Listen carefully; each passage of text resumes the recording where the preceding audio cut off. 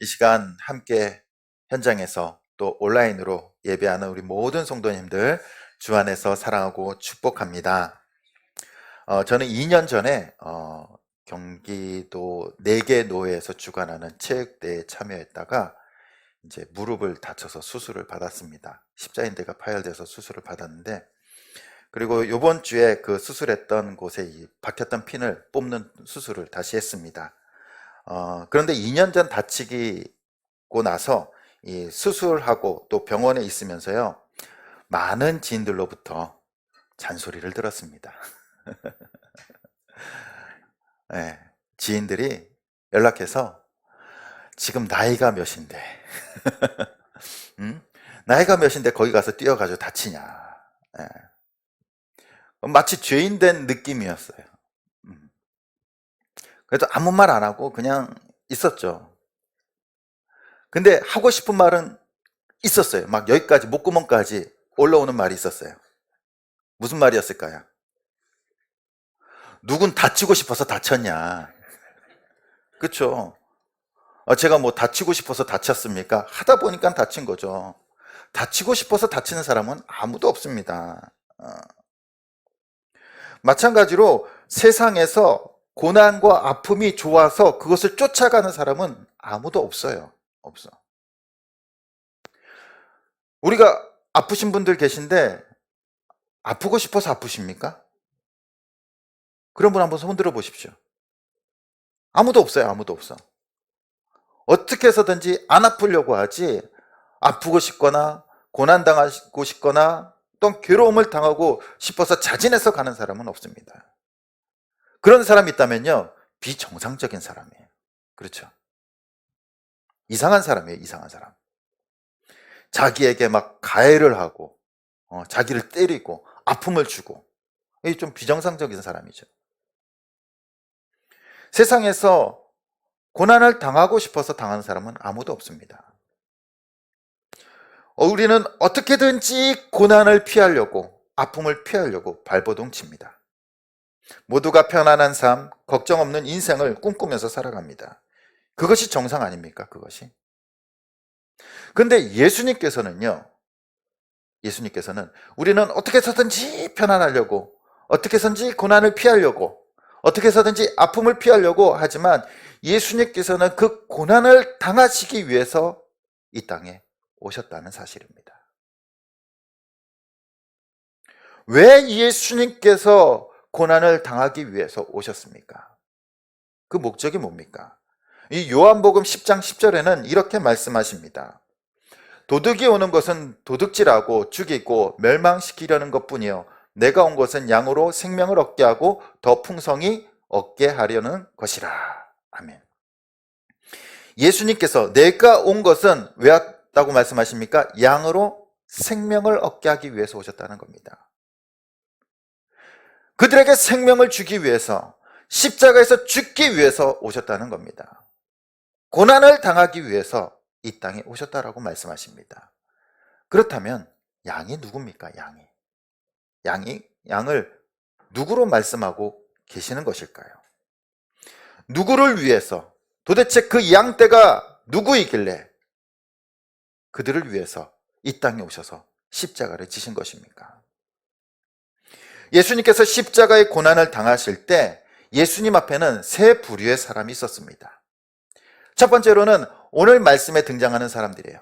대제사장과 서기관들과 장로들, 또 예수님을 핍박하는 무리들.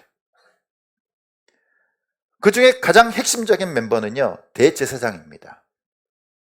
대제사장은 모든 성전에 있는 제사를, 그리고 성전 기물들을 관장하는 사람이에요. 대표하는 사람입니다. 이 대제사장이 언제 시작됐냐면은 모세 시대 때부터 시작됩니다. 모세가 율법을 받고 하나님께서 이 모세형 아론으로 하여금 대제사장 직분을 주셨습니다. 그리고 1년에 한 번 대속죄일에 모든 백성들을 대표해서 성전의 지성소에 들어갑니다. 그리고 성전을 관리하는 제사장들과 기물들, 제사를 관장하는 모든 제사장들을 총괄하는 사람이 대제사장이에요. 이 대제사장은요, 투표로 뽑는 것이 아니라 아론의 후손들로만 이어질 수 있는 거예요. 오늘날로 얘기하면 세습이 되는 거예요. 세습이. 그리고 그 직분은요, 죽을 때까지 하는 거예요. 죽을 때까지. 변하지 않는, 아론의 계통으로 내려오는 후손들의 주어지는, 변하지 않는 하나님께서 주신 직분입니다. 거룩한 직분이에요. 그런데 이 예수님 시대 전후로 이 대제사장 직분이요, 변화가 일어납니다. 원래대로는 아론의 후손에 의해서 평생토록 이 직분을 감당해야 되는데, 이 통치자에 의해서 대제사장이 막 바뀌어요. 그래서 신약 성경에 보면요, 예수님 당시 대제사장이라고 말하지 않고요, 대제사장들이라고 말해요. 한 명이 아니라 복수예요, 복수.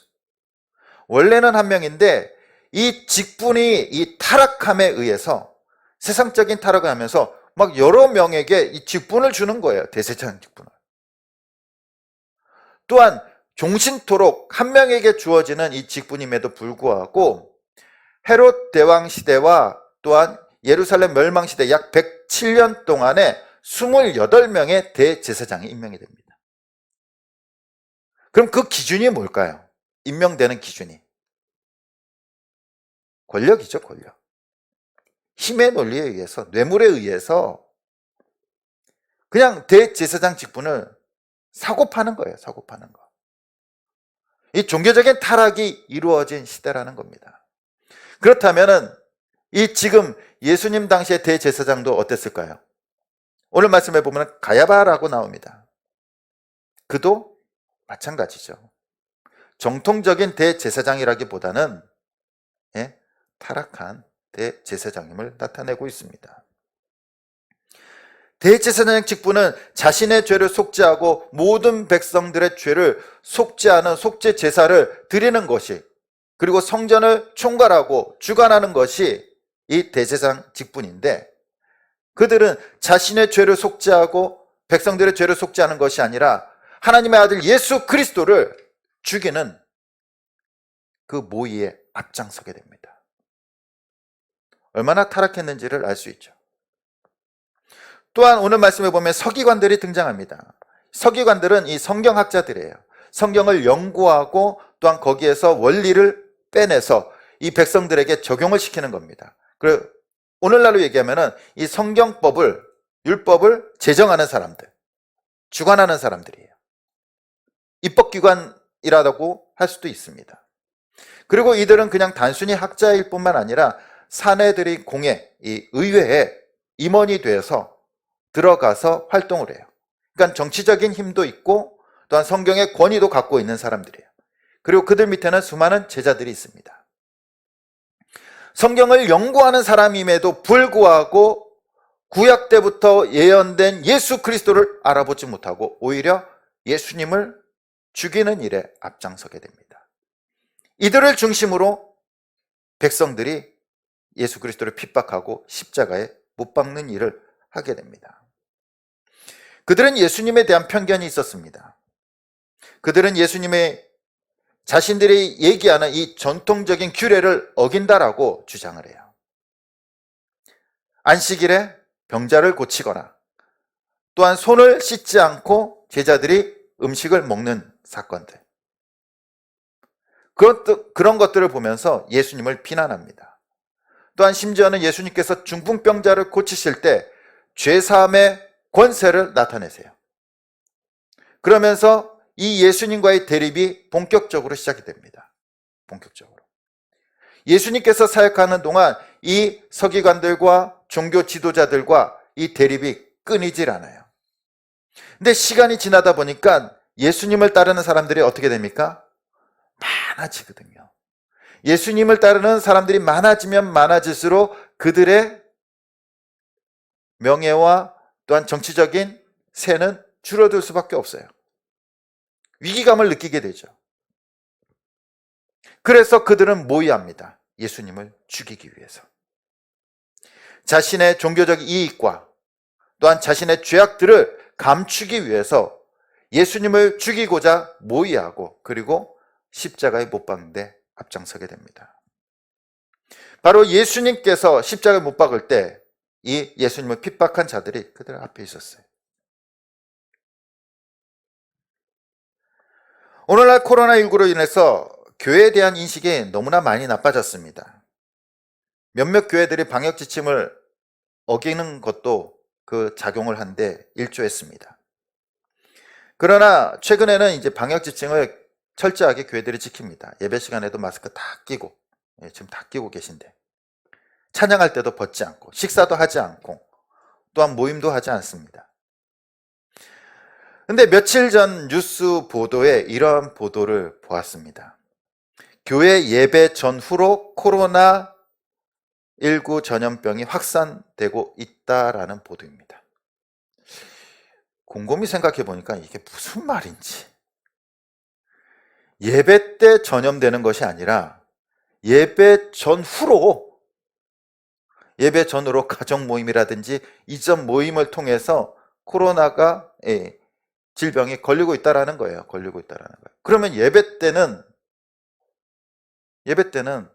걸리지 않는다라는 얘기인데, 우리가 언뜻 듣기에는 뭡니까? 교회 중심으로 확산이 되고 있다라는 그런 뉘앙스를 받게 되는 거예요. 그 보도를 보면서요, 갑자기 막 화가 나는 거예요. 화가 나는 거예요. 욕은 할 수 없고, 화가 나면서 너무나 마음이 아픈 겁니다. 예배 때 확산되는 것이 아니라 예배 전후에 모임을 통해서 확산되고 있다. 분명히 다른 모임에서 감염됐음에도 불구하고 교회로 인한 확산인 것처럼 보도된 거예요. 너무나 씁쓸한 현실이었습니다.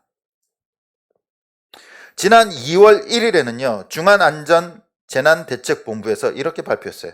교회 예배를 통한 코로나19 확산이 거의 없었다라고 공식적인 발표를 했어요.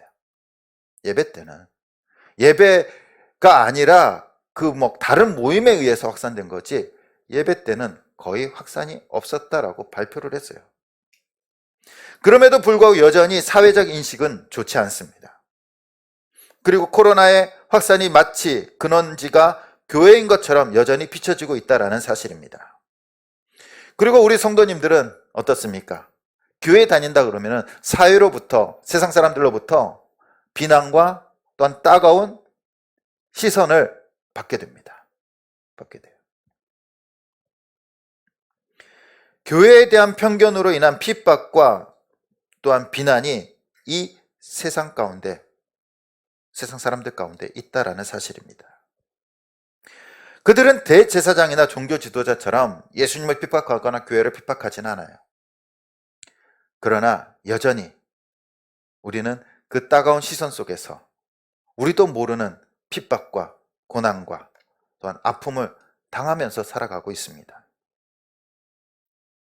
예수님께서 바로 자신을 십자가에 못 박은 사람들, 교회를 핍박하고 또한 비난하는 사람들, 그들을 양떼라라고 말한 것입니까? 그들을 위해서 예수님께서 십자가에 죽으신 것일까요? 한번 생각해 보시기 바랍니다. 또한 예수님께서 십자가에서 죽으실 때 그들 앞에는 핍박자들은 아니지만 제자들이 있었습니다.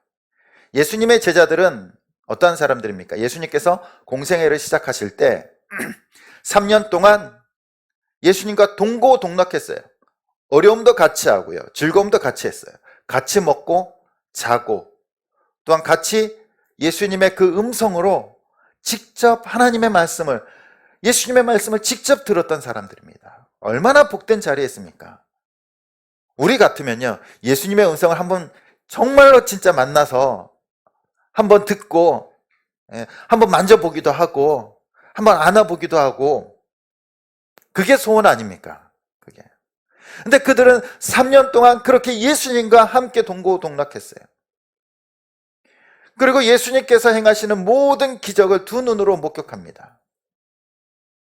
예수님께서 눈먼 자를 고치셨고요.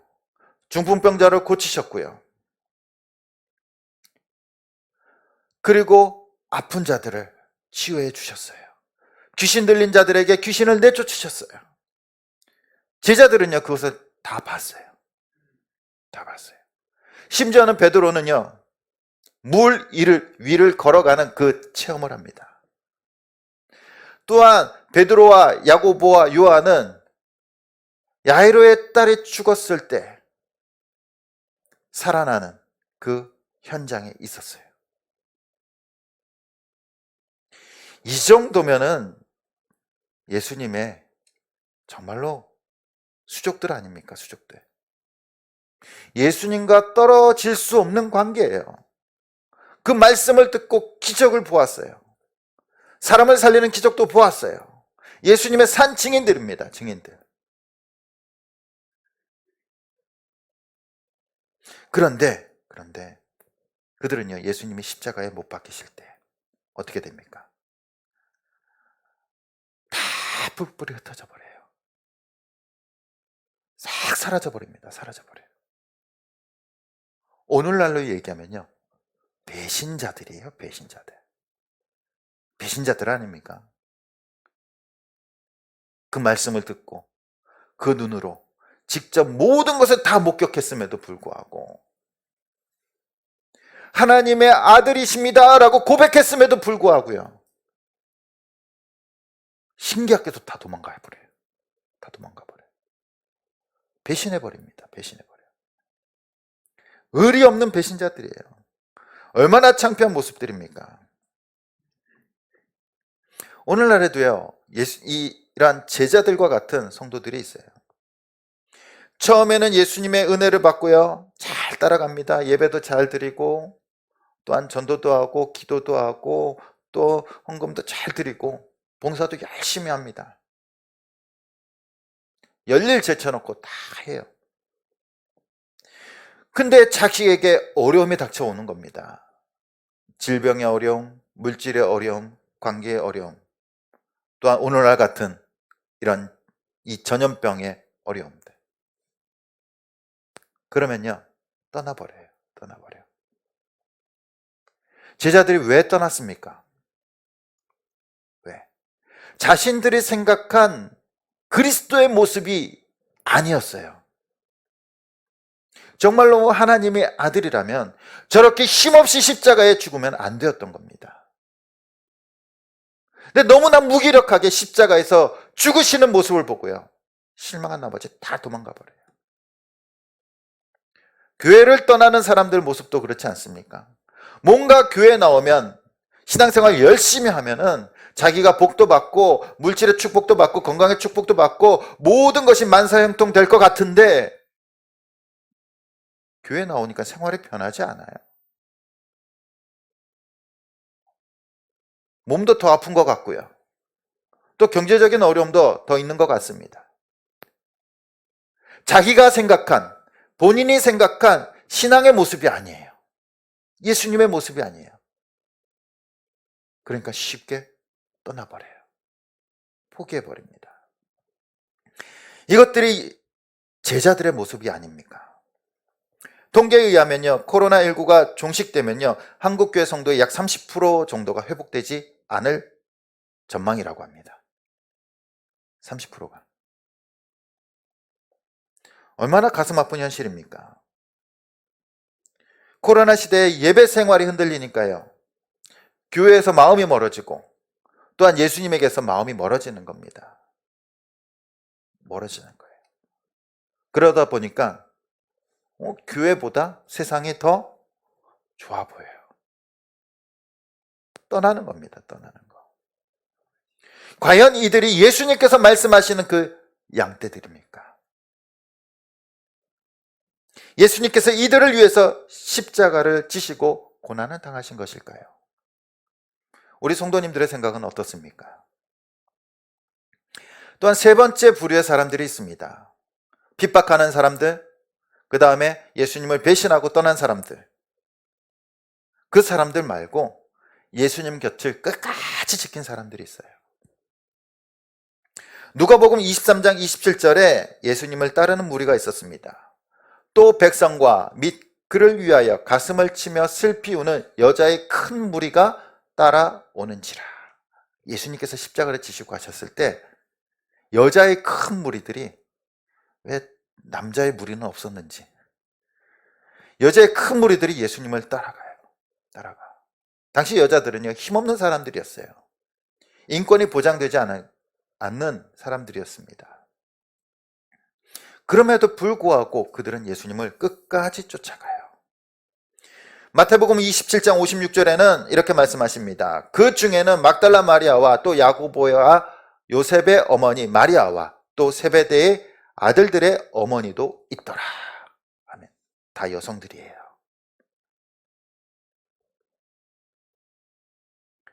그들이 예수님을 쫓아갑니다. 십자가 앞에 예수님께서 매달리신 것을 그들은 직접 목격을 해요. 가슴 아프지만 울면서 예수님의 십자가에 달리신 모습을 보게 됩니다. 그뿐만 아닙니다. 마태복음 27장 61절에 보면은 거기에 막달라 마리아와 다른 마리아가 무덤을 향하여 앉았더라. 예수님께서 무덤에 안치되었을 때 막달라 마리아와 다른 마리아가요, 그 곁을 떠나지 않고 무덤을 바라보고 있어요. 무덤을 바라보고 있어요. 떠나지 않고. 이 여인들은 결국 어떻게 됩니까? 이 여인들은요, 주님을 떠나지 않고 끝까지 그 자리를 지켰던, 주님만을 바라봤던 이 여인들은요, 부활의 첫 증인들이 됩니다. 마태복음 28장 1절에 보면 이렇게 말씀하십니다. 안식일이 다 지나고 안식 후 첫날이 되려는 새벽에 막달라 마리아와 다른 마리아가 무덤을 보려고 갔더니, 바로 이들이요, 부활하신 예수님을 보는 영광을 누리게 돼요. 죽었다 다시 살아나신 그 예수님을 첫 번째로 목격하는 증인이 된다는 사실입니다. 그 고난과 사회적 위협 속에서도 예수님을 떠나지 않고 그들은 충성스럽게 예수님 곁을 지켜요. 예수님 보시기에 얼마나 사랑스럽겠습니까? 얼마나 충성스러울까요? 이 여인들을 묵상하면서요, 떠오르는 사람들이 있었습니다. 누굴까요? 바로 우리 성도님들이에요. 오늘날 많은 사람들이 교회를 떠나고요, 교회를 핍박합니다. 예배드리기 힘든 상황입니다. 힘들고 핍박과 고난 가운데 이 자리에 함께 예배하고 또 온라인으로 함께 예배하는 성도님들이 바로 이 여인들의 모습 아닙니까? 주님을 떠나지 않고 그 자리를 지키고 있는 충성스러운 사람들. 예배드리기 힘든 환경이지만 그래도 끝까지 예배드리기 위해서 몸부림치는 모습들. 가끔씩 이제 우리 성도님들이랑 통화하다 보면요, 예배에 대한 갈급함이 넘쳐나요. 넘쳐나. 어떻게 해서든지 함께 참여하고 싶고 또 어떻게 해서든지 예배를 드리고 싶어하는 우리 성도님들의 모습을 보면요, 바로 이 여인들의 모습이 떠오르지 않습니까?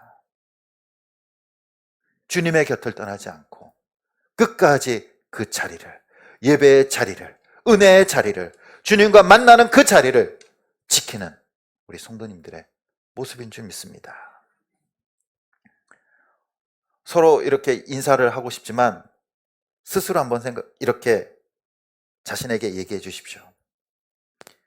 나는 예수님 곁을 끝까지 지키는 증인들이었구나. 맞습니까?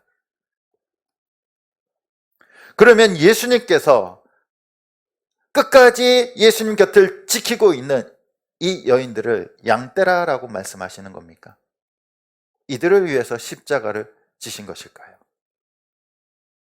예수님께서는 누구를 양떼라라고 말씀하고 있습니까? 누구를 위해서 그 십자가의 고난을 당하신 것일까요?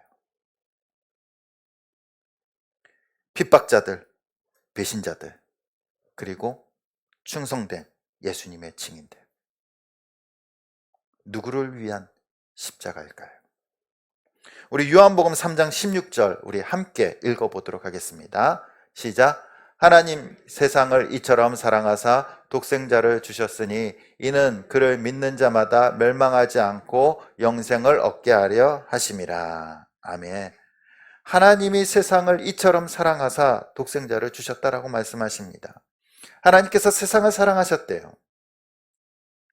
그 세상이 어떠한 세상입니까? 어떠한 세상? 그 세상은요, 하나님께서 만드신 모든 세상을 말하는 거예요. 특별히 모든 사람들을 뜻하고 있다라는 사실입니다. 하나님께서 그 세상을 사랑하셔서 아들 예수 그리스도를 이 땅에 보내주셨습니다. 하나님께서 사랑하신 세상은 하나님이 만드신 세상이며 모든 사람들을 뜻합니다. 모든 사람들이 죄를 범했잖아요. 모든 사람들이 하나님의 영광에 이르지 못하잖아요. 모든 사람들이 심판을 받고 모든 사람들이 저주 아래 놓였잖아요. 예수님께서는요, 핍박자들, 배신자들, 또한 충성스러운 일꾼들, 증인들, 어떠한 부류의 사람을 위해서 오신 것이 아니라 모든 사람을 위해서 이 땅에 오셔서 십자가를 지신 줄 믿습니다. 모든 사람들이 죄인이고요, 모든 사람들이 구원받아야 할 사람들입니다. 그 세상은, 어떠한 세상은 예수님을 핍박하고 교회를 핍박하는 세상일 수도 있어요. 어떠한 세상은 예수님을 배신하고 버리는 세상일 수도 있습니다.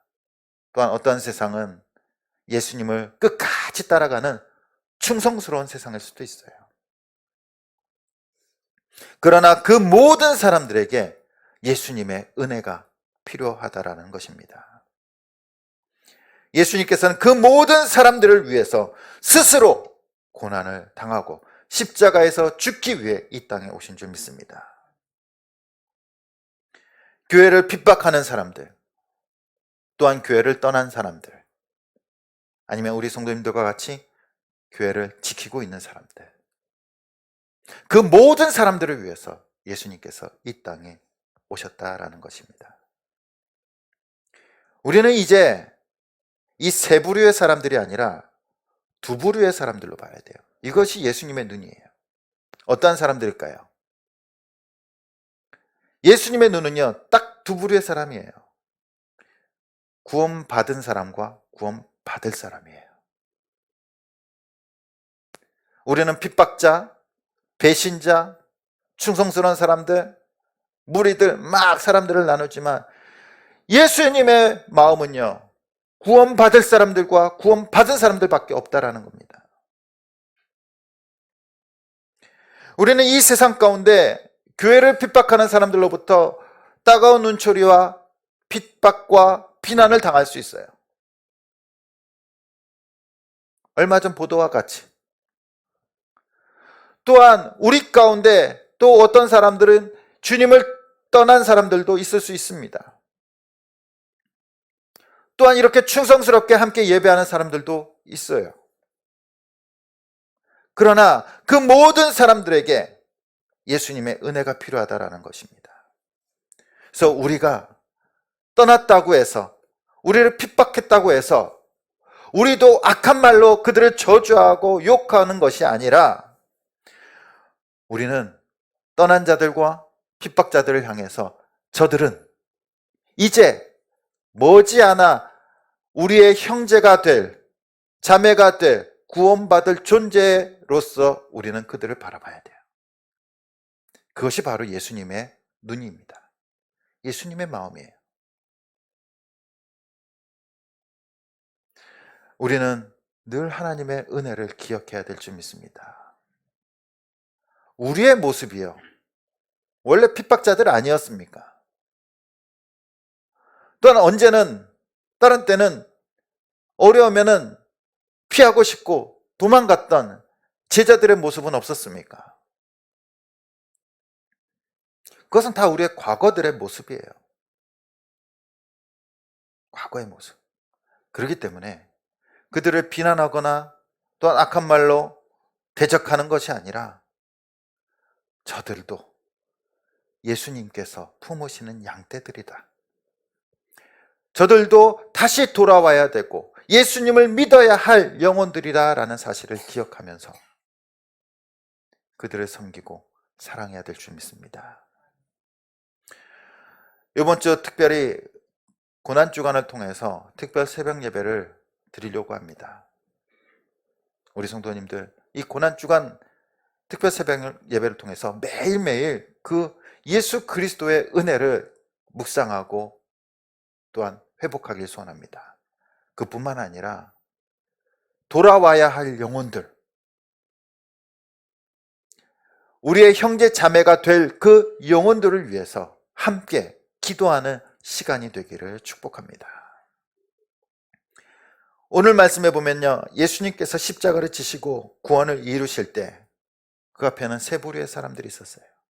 핍박자들과 배신자들과 충성스러운 사람들. 그러나 예수님 보시기에는요, 이 모든 사람들이 다 소중한 사람들입니다.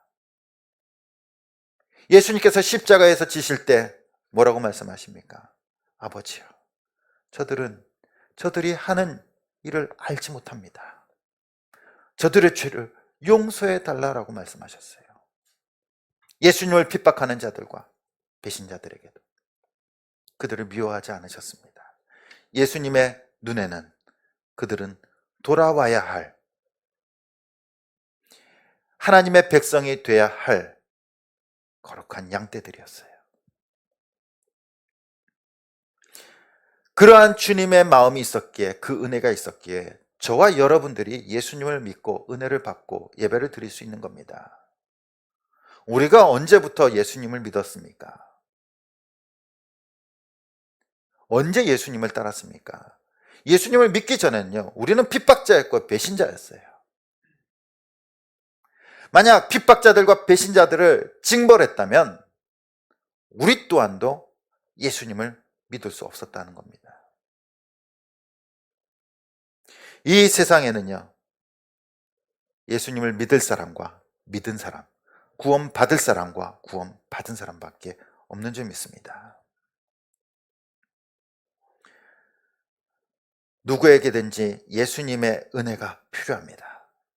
그리고 그 모든 사람들을 위해서 예수님께서는 고난을 당하기 위해, 십자가를 지시기 위해 이 땅에 오셨습니다. 이제 우리는 이 세상을 바라볼 때 예수님의 마음으로, 예수님의 눈으로 바라보길 소원합니다. 구원받아야 할 영혼과 구원받은 영혼, 구원받아야 할 영혼, 세상 사람들을 바라본다면요, 그러한 마음으로 바라본다면 그들에게 함부로 할 수가 없어요. 그들이 핍박한다고 할지라도, 그들이 우리를 배신한다고 할지라도 그들은 구원받아야 할 영혼입니다. 교회를 열심히 다니다가 실족하거나 시험에 든 성도를 바라볼 때도 주님의 마음으로 그들을 바라보면서 회복해야 할 성도로 바라보길 소원합니다. 예수님께서는 모든 영혼을 위해서 십자가를 지셨습니다. 그리고 우리는 그 은혜를 날마다 기억하면서 예수님의 마음으로, 예수님의 눈으로 살아가길 소원합니다. 특별히 이번 고난주간을 통하여 더욱더 예수님의 그 십자가의 은혜를 묵상하면서 되새기고 잃어버린 영혼들, 돌아와야 할 영혼들을 위해서 함께 기도하며 교회를 세워갈 수 있는 우리 성도님들 되시길 간절히 주님의 이름으로 축원드립니다.